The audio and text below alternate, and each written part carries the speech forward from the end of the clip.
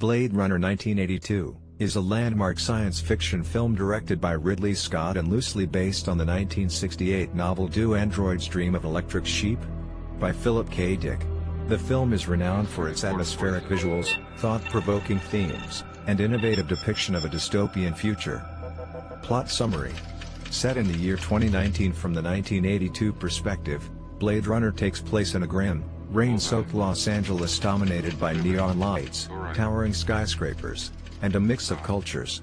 The story follows Rick Deckard, a former Blade Runner, a specialized detective tasked with hunting down and retiring rogue replicants. Replicants are bioengineered humanoids created by the Tyrell Corporation, used for labor and other tasks in off-world colonies. A group of advanced Nexus 6 replicants, led by Roy Batty, escape to Earth, seeking a way to extend their limited lifespans. Deckard reluctantly comes out of retirement to track them down.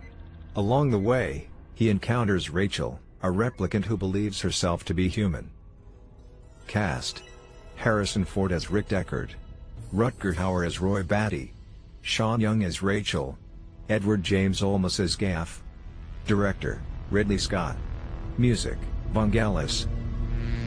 In 2017, a sequel, Blade Runner 2049, directed by Denis Villeneuve, was released.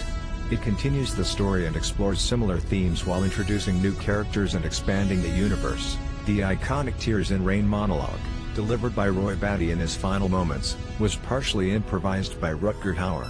The line "all those moments will be lost in time," like Tears in Rain, wasn't in the script but became one of the most memorable moments in cinema history.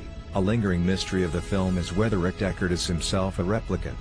The Unicorn Dream sequence, included in the director's cut and final cut, suggests that Deckard's memories might be implants, but Ridley Scott and Harrison Ford have differing interpretations. This ambiguity has fueled debates for decades. The film's dystopian Los Angeles drew inspiration from Tokyo's neon-drenched streets, Hong Kong's dense urban environment, and New York City's architectural scale. Production designer Sid Mead envisioned a world where cultures and technologies collide in a chaotic, grimy future. Vangelis composed the hauntingly beautiful score, but it wasn't released as an album until 1994, over a decade later.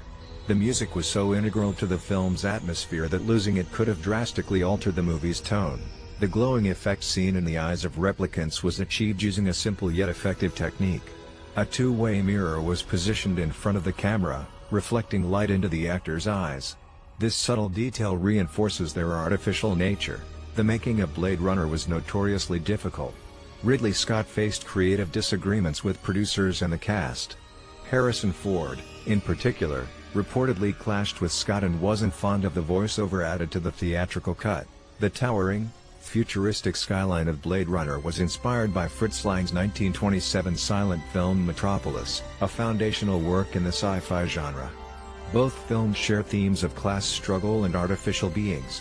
The term Blade Runner doesn't appear in Philip K. Dick's novel. It was borrowed from a completely unrelated book, Blade Runner: A Movie, by Alan E. Nourse. Ridley Scott liked the sound of it and bought the rights to the title. The futuristic flying cars, called Spinners, were designed by Sid Mead. They were built using real car chassis and featured detailed interiors, despite being seen briefly in the film. The Spinners are now iconic symbols of sci-fi design. Philip K. Dick passed away shortly before the film's release, but he saw early footage. He was initially skeptical about the adaptation but praised the visuals, saying they perfectly captured the world he envisioned in his novel. Blade Runner is considered a cornerstone of the cyberpunk genre, influencing films like The Matrix and games like Cyberpunk 2077. Its aesthetic of rain-soaked, neon-lit urban decay has become synonymous with cyberpunk. The prevalence of artificial animals in the film, like the owl and snake, reflects the ecological collapse in its world.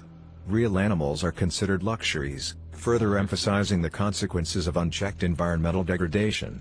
An alternate opening scene never filmed depicted Deckard hunting down a replicant in a snowy cabin. This was replaced with the atmospheric Tyrell Corporation scene we see at the start of the film. During a scene in Deckard's apartment, you can spot an origami unicorn left by Gaff. This subtle moment hints that Gaff knows Deckard's thoughts, potentially implying Deckard's memories are artificial. Budget: $30 million estimated. This was a significant budget for a sci-fi film in the early 1980s. The money went toward creating the highly detailed sets, groundbreaking visual effects, and futuristic cityscapes, which remain visually stunning even by today's standards. Domestic gross, $27.6 million US. Blade Runner underperformed in its initial theatrical release in the United States, failing to recoup its budget domestically. Total worldwide gross, around $40 million, the film barely broke even when combining domestic and international earnings. Adjusting for inflation, its initial performance would still be considered modest. Positive reviews. Critics lauded Ridley Scott's creation of a rich, immersive world, combining elements of noir and cyberpunk. Many reviewers appreciated the film's exploration of existential themes, including what it means to be human, mortality, and identity. Rutger Hauer's portrayal of Roy Batty was widely celebrated, with his Tears in Rain monologue becoming iconic. Harrison Ford's understated performance as Rick Deckard was appreciated for its noir detective vibes.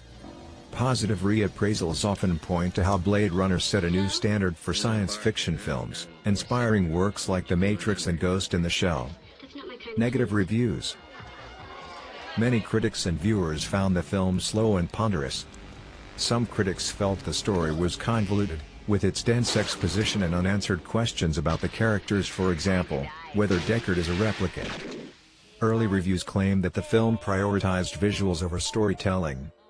Harrison Ford's voice-over narration, added due to studio demands, was widely criticized as flat and unnecessary. It detracted from the film's subtlety. Ford himself disliked the narration, reportedly delivering it without enthusiasm. The dark and dystopian mood turned off some audiences looking for more hopeful or action-driven sci-fi, particularly in the wake of Star Wars and E.T. With the release of the Director's Cut 1992, and Final Cut 2007, the film underwent significant re-evaluation. Removal of the voiceover and addition of the unicorn dream sequence clarified its themes and deepened the ambiguity about Deckard's identity.